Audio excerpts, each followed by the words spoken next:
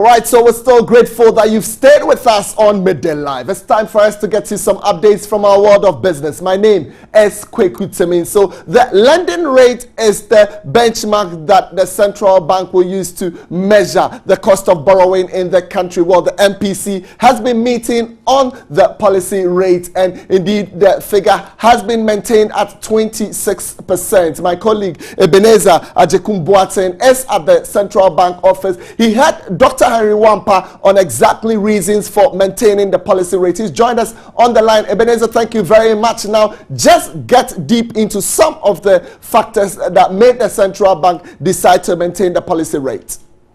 Yes, thank you, Kuku. Like you rightly said, the policy rate has been maintained at 26%, according to the Governor of Bank of Ghana, Dr. Kofi Wampa. That's because of the lower pace of inflation that reflects the tight monetary policy stance and the ongoing fiscal consolidation in the country. They are targeting inflation to come down by the first quarter of next year, be 8% plus or minus 2. So if should all things go well, then we should have inflation at the first quarter of next year to be 8% minus or plus 2%. And it's also into consideration the international commodity market, the fall in the crude prices and fall in other commodities.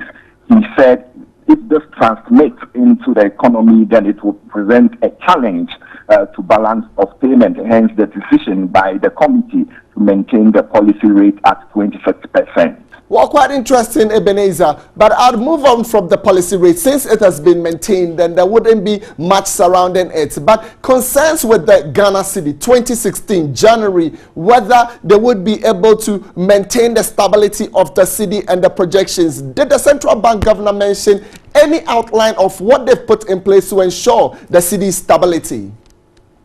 Kweku, the issue is it has been maintained, so we don't expect much in lowering interest rates on the market. The rate is the base for the commercial banks to charge their interest rate. Once it's maintained, most of us were expecting that it will go down. Our inflation is a cost-push one, which means the cost of production that sends prices of goods up. And we were thinking the rate could go down for interest rates to come down, but it has been maintained, so there are interesting days ahead. All right, thank you very much, Ebenezer. Well, I'm sure there's a feedback issue, so he didn't hear me so much on the Ghana cedi, but I'm sure later on he's joining us with every update. It should be the channel that will give you all the updates that you need to get on exactly reasons why the central bank decided to maintain the policy rate. We'll move on to some labor matters, and here labor consultant Austin Gama says poor human resource management is collapsing Ghanaian businesses. Now, he has therefore suggested human resource management practitioners initiate strategies to shift from traditional administrative functions to modern trends of managing labor. Speaking at a conference organized by Institute of Executive Studies on Effective HR Management, Austin Game argued the period where HR practitioners restricted themselves to only writing job appointments and termination letters is past. He urged them to take up new and challenging roles. According to him, human resource management practitioners should come up with a system where employees of same qualification will be paid salaries based on their inputs. If you know that in the workplace you come to work regularly and on time, and your other colleagues come to work casually and they escape from the workplace, you are sent, even if it's time, you go and work and you bring in the result.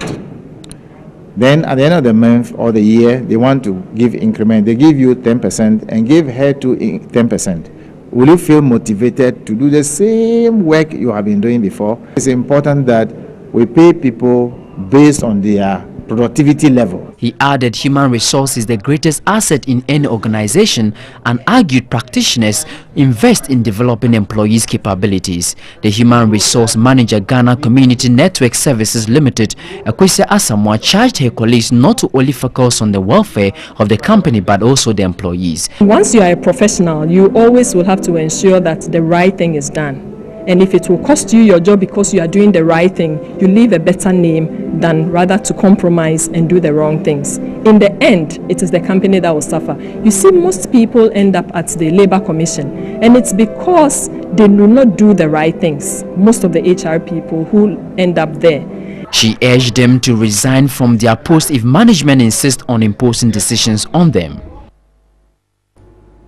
All right, so many thanks for staying with us on the business segment. But just before I go, I'll give you a feeling on how the stock market closed just on Friday so that we can project into a new week. Now, trading on the Ghana Stock Exchange for the week ended with the key benchmark index inching to 1.34 basis points to close the year.